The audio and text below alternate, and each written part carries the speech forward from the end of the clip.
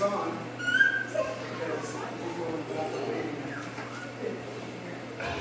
Thanks for having us today. Good morning.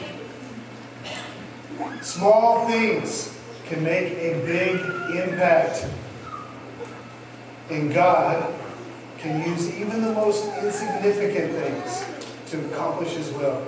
Just consider these small items, if you will, a bullet, or a match, or an egg, or a pair of rings, or even a banana peel, and think what kind of impact they eventually have. Pretty huge if you think of the results. The picture in the middle is my parents, 50 plus years in marriage and ministry. You have the wildfires that could be started from a careless match. We have our beautiful family, that God started with something small. And so we know that God uses even the smallest insignificant thing to accomplish His will. And so today, what I'd like to do is just tell some stories about how God used the smallest things to make a big impact.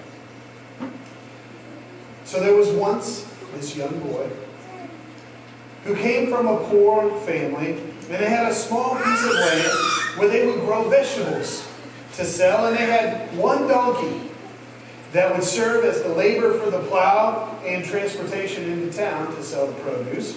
And this boy loved this donkey. He was the one whose job it was to take care of it, to feed it, to water it.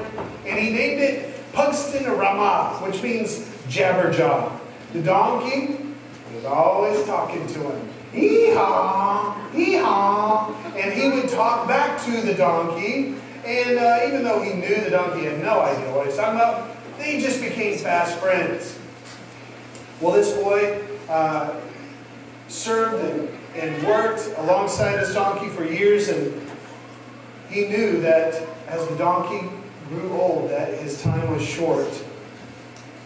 And the donkey became slow and more difficult as it continued to serve. And just as he thought, one day, as they're coming back from the market, the donkey passed away and died. The family was poor and the donkey was heavy, so they just pulled it off to the side of the road and left it. Over the next few weeks, that carcass rotted, and the flesh was eaten by scavengers, and the bones were bleached by the hot sun. Insignificant donkey, insignificant death, you think.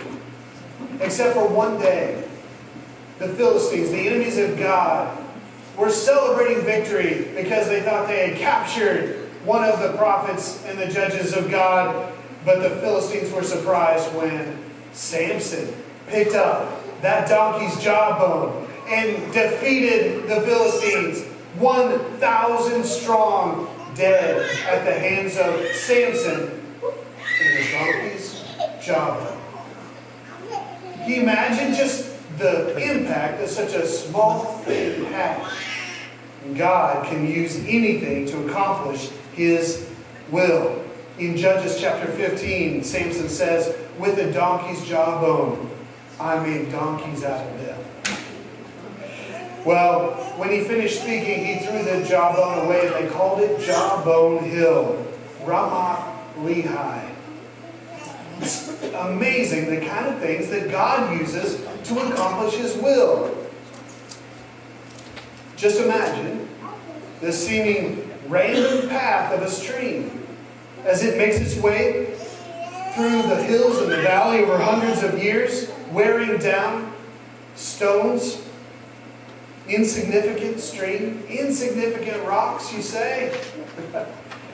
But one day, once again, the enemies of God challenge the armies of the living God. And God used what everyone considered that day to be an insignificant youngest child, the shepherd boy David. And he picks up one of those insignificant rocks out of that insignificant stream, and he lets fly. And God uses him to defeat Goliath. And that day, that young man led all the grown-ups to victory. God uses small things to make a big impact. God can use anything to accomplish His will. Imagine a copper penny. It's passed through the hands of maybe a well-to-do rich folks, or maybe gathered lint in the pocket of a blue-collar worker, and maybe a sticky coat from the hands of a child. It's dirty and it's dropped in a dark corner one day where maybe an old woman finds it, cleans it off, and takes it with her to worship one day.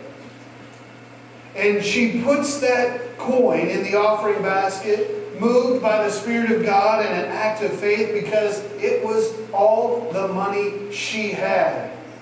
Insignificant woman, insignificant coin. Well, the Son of God took up, sat up, and noticed. And He said, hey, check out that woman right there. She just gave more.